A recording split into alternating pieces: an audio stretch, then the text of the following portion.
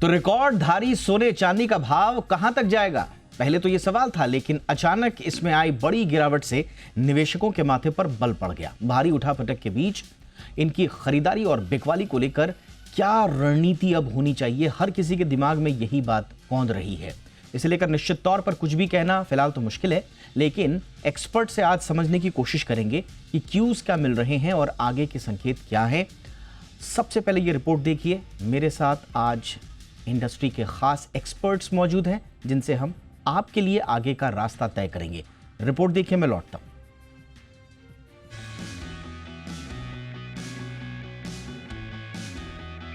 कल तक लग रहा था कि सोने चांदी के भाव को पकड़ना मुश्किल ही नहीं नामुमकिन है, लेकिन अचानक सोने चांदी की कीमतों में आई भारी गिरावट ने सभी को चौंका दिया। आखिर लगातार रिकॉर्ड पर रिकॉर्ड बनाने वाले सोने चांदी की कीमतों में ये उठापटक क्यों हुई? सवाल तो बनता है, क्या ये तेजी और गिरावट बनावटी है?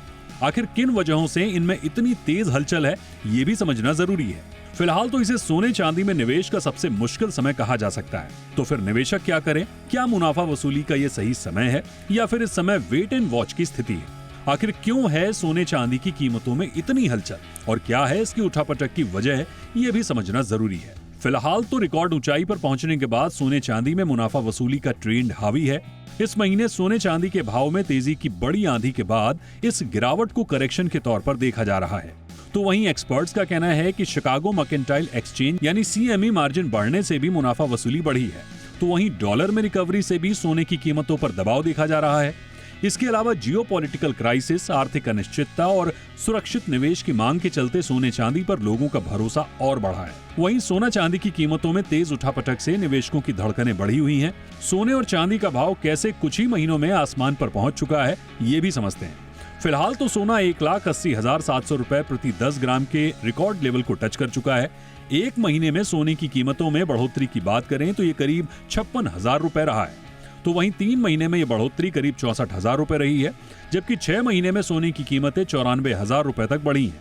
इसके अलावा सोना एक साल में 1,15,000 रुपए प्रति 10 ग्राम के हिसाब से बढ़ चुका है। चांदी की बात करें तो ये भी 4 लाख के भाव को पार कर रिकॉर्डधारी बन चुकी है। जो चांदी 12 दिसंबर 2025 को 2 लाख रुपए प्रति किलो हुआ करती थी, अब जनवरी खत्म होते होते 4,17,000 पर जा पहुंची है। लेकिन अब इसमें मुनाफा वसूली देखने को मिल रही है।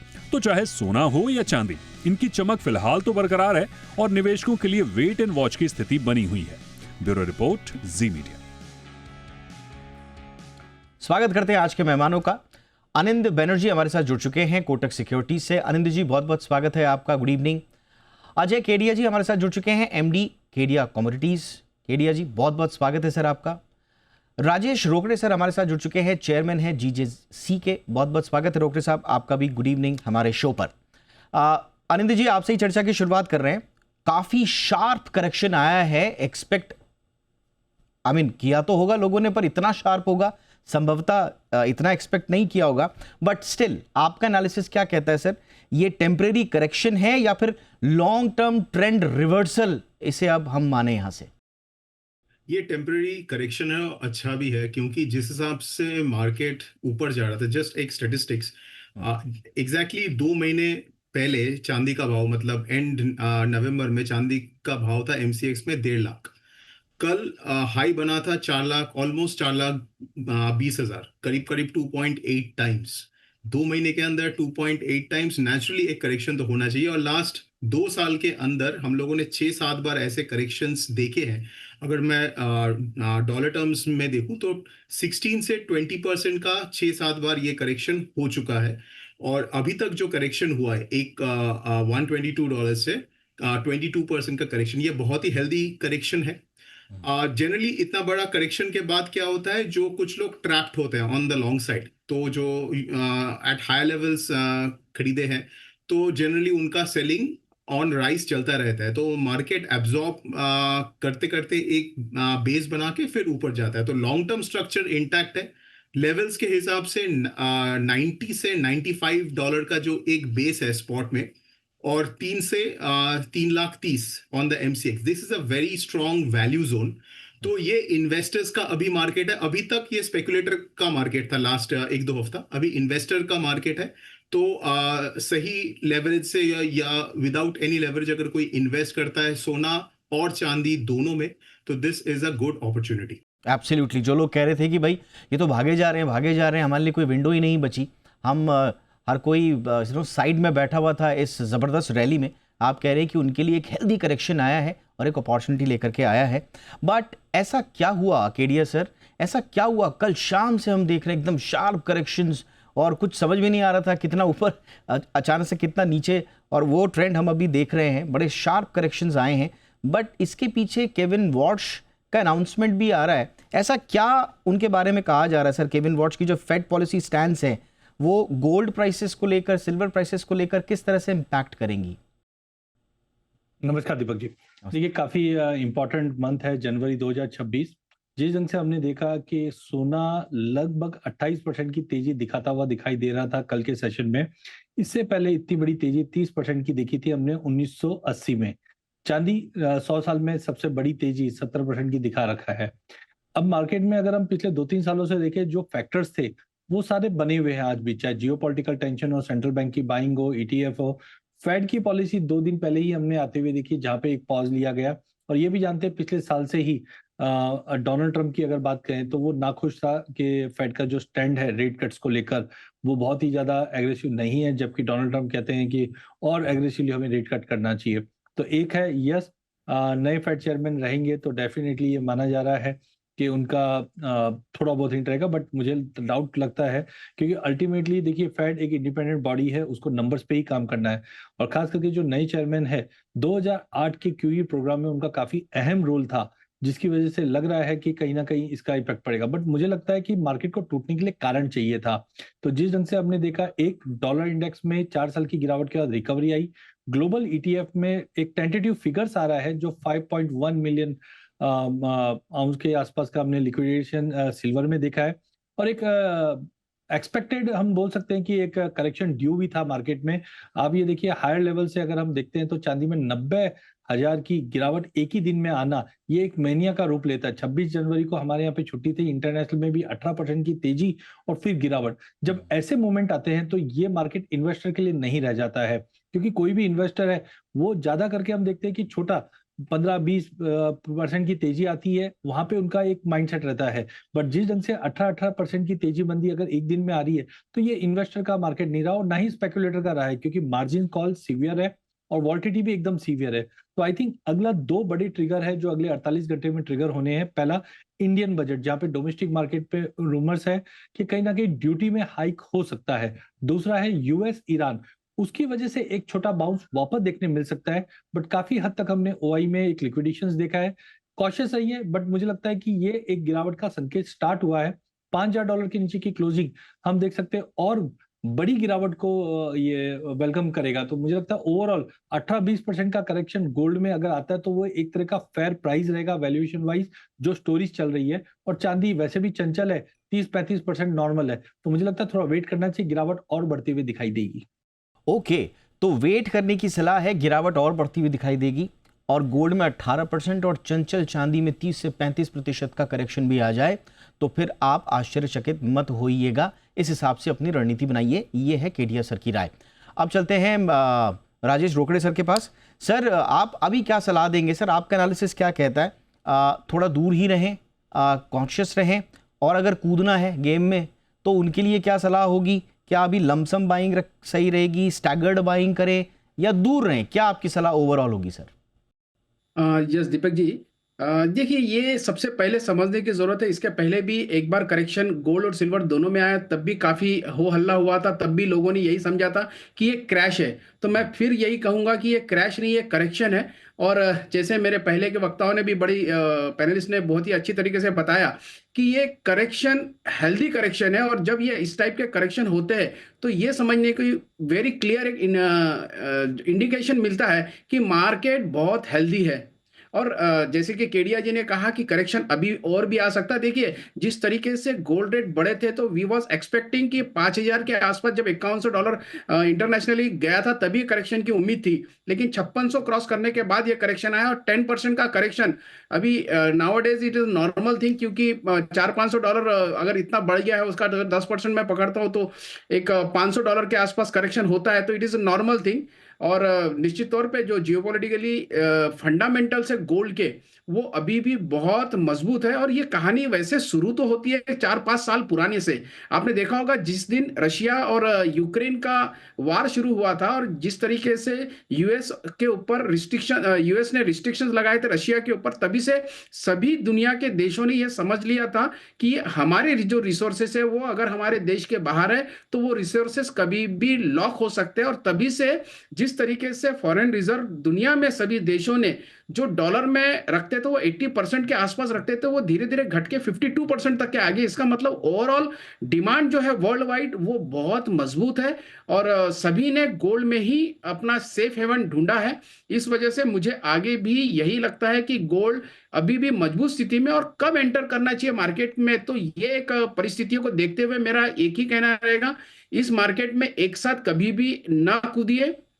धीरे धीरे सिस्टमेटिक तरीके से आप इन्वेस्ट करिए, या फिर खरीदारी करते समय में अगर किसी का बजट अगर 100 रुपए का है तो उन्होंने इसे 3 पार्ट में डिस्ट्रीब्यूट करना चाहिए। अभी इस पार्ट में इस लेवल पे भी बाइंग करनी चाहिए, और थोड़ा रुक के फिर एक चांस देखना चाहिए, और बाद में फिर बाइंग करना, जिससे कि उनको किसी प्रकार का लॉसेस ना आए। और यही एक तरीका इस मार्केट के अंदर अपने आप को मतलब बचा के भी रखने के लिए, और कस्टमर के जो एंगल है उनके एंगल से भी मुझे लगता है यही एक तरीका बेस्ट तरीका होगा। किसी प्रकार का डर नहीं रहेगा उनको काम करने में। एब्सोल्युटली। तो यानी कि स्ट्रेटेजिक बाइंग, आप इस स्ट्रेटेजी के साथ आप आगे बढ़िए, कॉन्शियस भी रहिए, और ये है राय हमारे निवेशकों के लिए रोकड़े सर की ओर से। अब आनंद जी ये बताइए, जो ब्रॉडर जो क्यूज थे जिनकी वजह से बार बार ये कहा जा रहा था, और अभी नहीं, मैं तब से बात कर रहा हूँ जब से सेंट्रल बैंक की शुरुआत हुई थी, मीडियम और लॉन्ग टर्म में आप कैसे देख रहे हैं सर गोल्ड सिल्वर दोनों को? सेंट्रल बैंक बाइंग जो कि हेडलाइन बनी थी, और उसका एक हमने देखा कि ज़बरदस्त इम्पैक्ट भी पड़ा था, और एक सिलसिलेवार तरीके से हमने बाइंग देखी पूरी दुनिया के सेंट्रल बैंक्स की बाइंग। वहां पर क्या स्थिति है सर, वो क्या जारी रहेगी? ग्लोबल जियोपॉलिटिकल जो रिस्क हैं उसको आप कैसे असेस कर रहे हैं, और जो सप्लाई डायनामिक्स हैं वो कैसी हैं, ताकि इस वॉलेटिलिटी में थोड़ा हम मिड और लॉन्ग रेंज की एक स्ट्रैटेजी बना पाएं? देखिए, 2024 से जब से हम लोगों ने स्ट्रक्चरल बुलिश एक व्यू लिया है ऑन गोल्ड एंड सिल्वर, उसके पीछे का 2 कारण है, और वो कारण अभी भी जारी है, and that is still going to continue for some time. वो है डी डॉलराइजेशन, मतलब यूएस डॉलर एक नॉर्मल करेंसी बनने जा रहा है फ्रॉम अ रिजर्व करेंसी, जो पाउंड के साथ हुआ था करीब करीब 90 इयर्स बैक, और उसके कारण डीग्लोबलाइजेशन। तो ये फैक्टर्स बेसिकली कैसे गोल्ड और सिल्वर को इम्पैक्ट करता है कि जब आप डॉलर कॉन्सेंट्रेशन जो रिस्क है सेंट्रल बैंक्स का हो, इंस्टीट्यूशंस का फिनेंशियल एसेट के ऊपर एक कॉन्सेंट्रेशन रिस्क है, जब वो कॉन्सेंट्रेशन को कम करना चाहते हैं और डॉलर को सेल करते हैं, या कोई फिएट करेंसी को या कोई फाइनेंशियल एसेट को सेल करते हैं, नेक्स्ट क्वेश्चन कम्स कि मैं क्या खरीदूंगा। तो नेचुरली अगर मैं डॉलर सेल करता हूं तो यूरोप पे जाता हूं, तो मेरा कंट्री रिस्क, पॉलिसी रिस्क सब कुछ होता है। कॉन्फिस्केशन रिस्क, जैसे पैनलिस्ट ने बताया कि जो रशिया का रिजर्व्स का कॉन्फिस्केशन हुआ था, या dilution risk by central bank जो कंटिन्यूअसली अपना पैसा छाप छाप के करेंसी डिवेस्टमेंट कर रहा है। तो ये रिस्क से जब बचना होता है तो लोग ऐसे करेंसी में जाते हैं जो beyond the control of governments और सेंट्रल बैंक्स हो। वो है सोना और चांदी, दैट इज सिंस इटर्निटी, आज से वो नहीं है। और इनफैक्ट 1971 के पहले गोल्ड, स्पेशली गोल्ड, एक गोल्ड स्टैंडर्ड होता था, मतलब करेंसीज उस पर पेग्ड होते थे, हर करेंसी का एक वैल्यू होता था। तो हम लोग वैसा ही कोई सिस्टम की तरफ जा रहे हैं over the next 5 to 7 years, क्योंकि डॉलर का जो एक हेजेमोनी था वो खत्म हो रहा है। तो पूरा डॉलर का जो रिजर्व करेंसी प्रीमियम है वो गोल्ड और सिल्वर में ट्रांसफर हो रहा है। तो ये जो ट्रांसफर प्रोसेस होता है, इसमें एक चीज पे ध्यान देना बहुत जरूरी है। अभी कमोडिटीज, मतलब सिर्फ गोल्ड सिल्वर नहीं, entire metal pack demand supply पे चल नहीं रहा है। तो लोग आज कॉपर को, जैसे कल क्रैश करने से पहले कॉपर इंट्राडे में एमसीएक्स में ऑलमोस्ट 15% ऊपर चला गया था, कॉपर, एल्यूमिनियम, जिंक। तो वहां पे कोई डिमांड सप्लाई में शिफ्ट नहीं हुआ है। बेसिकली हो क्या रहा है, जो यूनिट ऑफ अकाउंट है डॉलर, वो कोलैप्स कर रहा है again something which is finite, ये हार्ड मेटल्स, उसमें gold silver is right at the top. तो इसमें ना जो वॉलेटिलिटी है वो बहुत बढ़ने वाला है। हिस्टोरिकल वॉलेटिलिटी भी काम नहीं आने वाला है, क्योंकि we are in a period of monetary reset. इसका वॉलेटिलिटी समझने के लिए we have to go back to 1930s। अभी का कोई volatility model is not going to work in the next 2-3 years across all financial asset classes. तो ये एक लार्जर थीम है। तो इसलिए गोल्ड और सिल्वर का जो स्ट्रक्चरल अपट्रेंड है वो जारी रहेगा।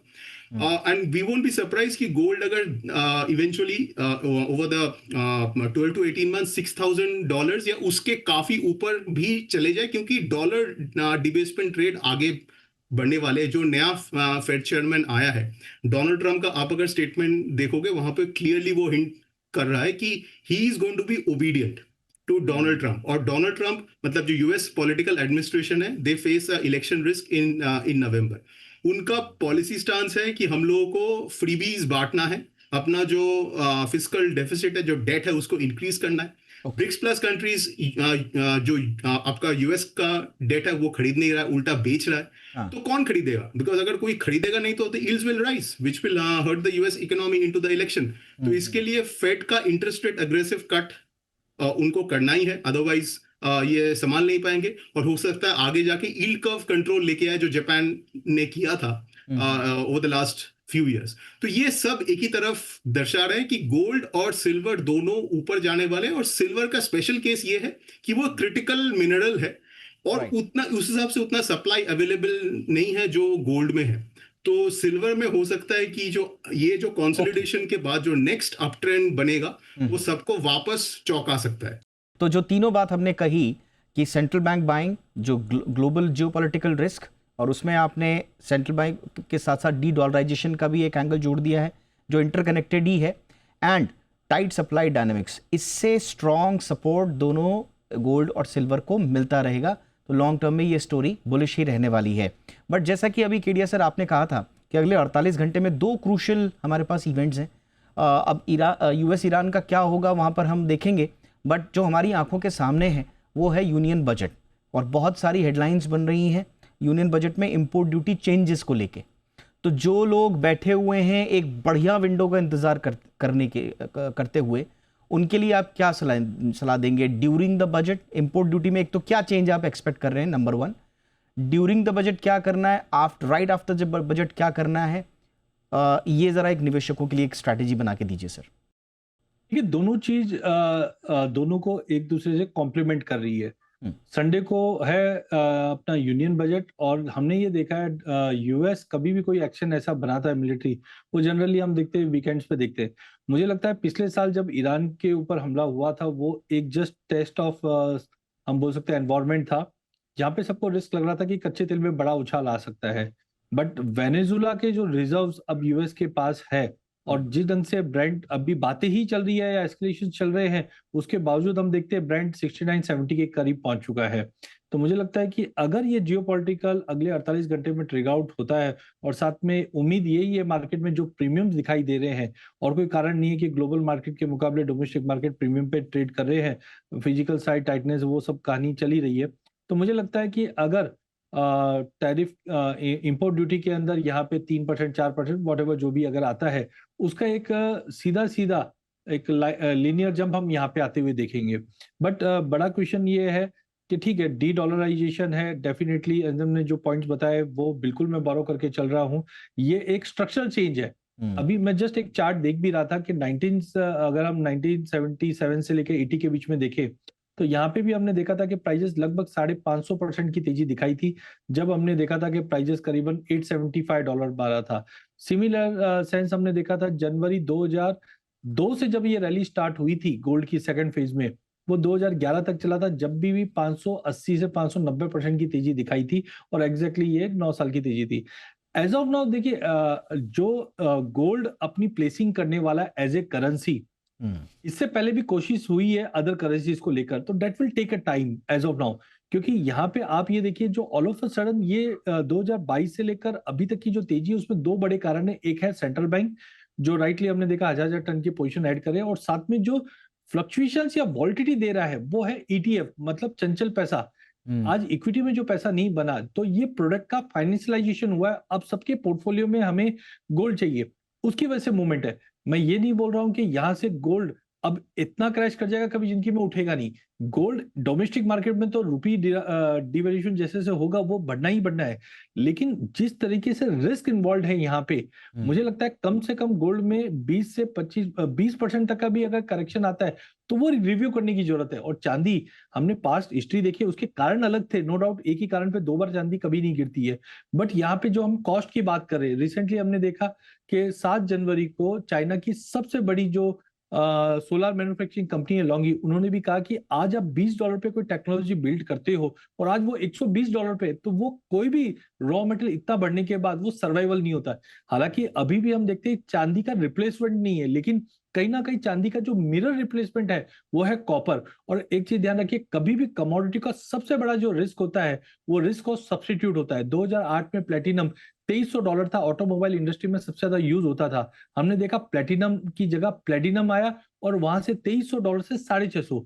तो मैं डायमंड का एग्जांपल ले लेते हैं, जहां पे लैब ग्रोन आया, इमीडिएटली हमने क्रैश किया। ऐसे काफी एग्जांपल मिलेंगे 2008 में भी, जहां पे कच्चा तेल $150 था, $200-250 की बात हो रही थी, वहां से हमने $50 देखा। तो कमोडिटी में सबसे बड़ा जो रिस्क होता है वो रिप्लेसमेंट रिस्क होता है। तो चांदी में तो रिस्क है, और गोल्ड सिल्वर रेशियो इस वक्त 43.8 का लो लगा के 50 की तरफ है। तो जो चांदी में हम तेजी देख रहे थे कि ये अंडर वैल्यूड है गोल्ड के मुकाबले, क्योंकि पिछले साल हमने अप्रैल मंथ में देखा था 107 का हाई मारा था, तब हमें लग रहा था कि यस वैल्यू है इसमें।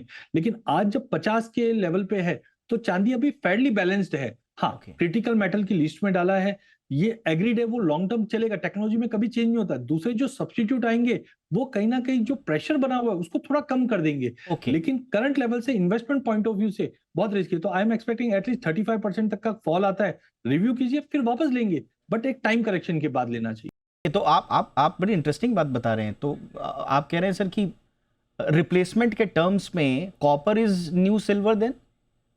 तो दीपक जी, इसमें एक और चीज बताऊं, चांदी को जो रिप्लेस कर सकता है, ठीक है, उसकी कंडक्टिविटी 100% नहीं 93% तक आती है, बट इंपॉर्टेंट इज कॉस्ट। आज $20 की 120 पे कोई इंडस्ट्री सर्वाइव नहीं कर सकती। दूसरा ध्यान रखिए, कॉपर को भी रिप्लेस कर सकता है, वो है एल्यूमिनियम। आप अपने घर पे जाइए, एसी खोलिए, वहां पे पहले कॉपर की कॉइल होती थी, अब एल्यूमिनियम की कॉइल है, और एल्यूमिनियम हमारे पास बहुत है। तो कभी भी कोई भी कमोडिटी को सबसे बड़ा जो रिस्क होता है वो रिप्लेसमेंट का रिस्क होता है। आप कोई भी इतिहास उठा के देख लीजिए, जब जब कमोडिटी में कोई करेक्शन आया आपको मिलेगा कि उसकी रिप्लेसमेंट आई है। और ये कॉस्ट पे डेफिनेटली, ठीक है, टेक्नोलॉजी टाइम लगता है कोई भी चीज को आने में, उसी के नतीजन हमने आज, जब मैंने चांदी को समझा कि यहाँ से एक सर्कुलर बुल रन चलेगा, तब हमने एक्सपेक्ट किया था $75 से $80 दिखेगा, लेकिन वो 2 से 3 साल का क्वांटम था, बट वो आ गया 1 साल में, और वो भी आज 75-80 पे नहीं रुका है, आज 120 पे आ चुका है। तो यहाँ पे रिस्क, चाहे इन्वेस्टमेंट पॉइंट ऑफ व्यू से पकड़ लीजिए, चाहे इंडस्ट्री पॉइंट ऑफ व्यू से कर लीजिए, कि आज मैं $120 पे इन्वेंट्री करके अगर मैं कोई चीज प्रोड्यूस करता हूँ तो वहां पे बायर क्या लेवल पे बाय करने वाला है, एंड कंज्यूमर को क्या कॉस्ट लगने वाली है। Got it sir. और जो हिस्टोरिकल जो पॉइंट्स हैं, अगर आप उनको डॉट्स को अगर आप कनेक्ट करेंगे तो आपका एनालिसिस, आपका जो लॉजिक है वो फेयर लगता है। और इसीलिए अब थोड़ा चांदी के बाद कॉपर, एल्यूमिनियम, बाकी जो रिप्लेसमेंट संभावित हो सकते हैं उन सब पर भी एक एनालिसिस तो बनता है। बहरहाल अब आगे क्या करें सर, ये बड़ा इंपॉर्टेंट चीज़ है। रोकरे सर, अब ज़रा हमें बताइए, पोर्टफोलियो में अगर रीबैलेंसिंग करनी हो तो अब किस तरह से की जाए, गोल्ड या सिल्वर? और सिल्वर में इसलिए कहा जा रहा है, जैसा भी सर ने भी बताया, ज़्यादा चंचल है तो ज़्यादा वॉलेटिलिटी, ज़्यादा फॉल होने का मतलब ज़्यादा रिस्क और ज़्यादा अपॉर्चुनिटी भी। तो किस तरह से रीबैलेंसिंग करें सर? बिल्कुल दीपक जी, बहुत ही बढ़िया क्वेश्चन है ये। और जैसे कि केडिया जी ने अभी बहुत ही अच्छी तरीके से समझा के तो उन्होंने बताया, लेकिन इसमें एक चीज जो हम लोग भी पहले कहते हैं कि आप रेशियो जो अभी इस गोल्ड और सिल्वर का है, वो सिल्वर बहुत अंडर वैल्यू थी, वो सभी को पता थी। और जिस तरीके से सिल्वर ने कमबैक करके एकदम गोल्ड के आगे निकल जाना, ये कहीं ना कहीं जब तक के सब्स्टिट्यूट नहीं आता तब तक के तो बिल्कुल मजबूती बनी हुई है। और गोल्ड और सिल्वर दोनों के फंडामेंटल बहुत अलग है।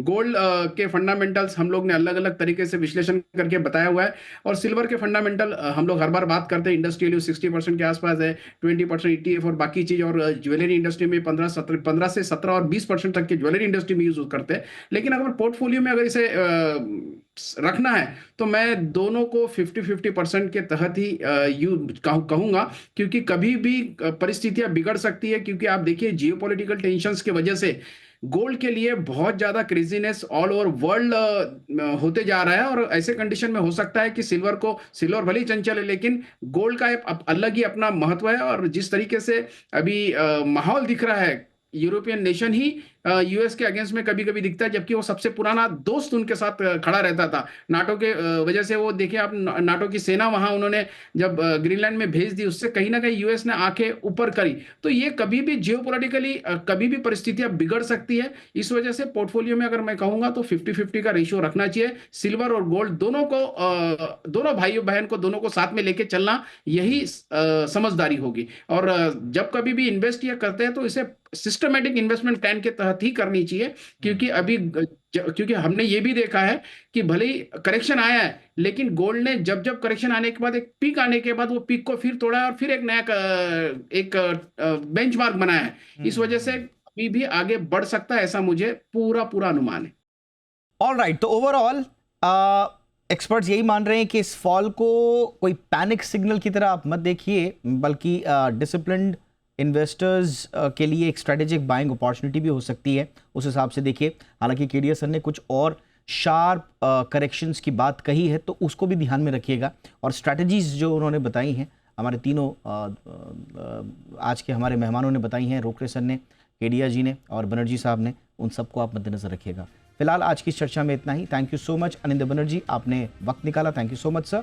राजेश रोकरे सर, आपका बहुत बहुत धन्यवाद। अजय केडिया साहब भी हमारे साथ जुड़े, उनका भी शुक्रिया।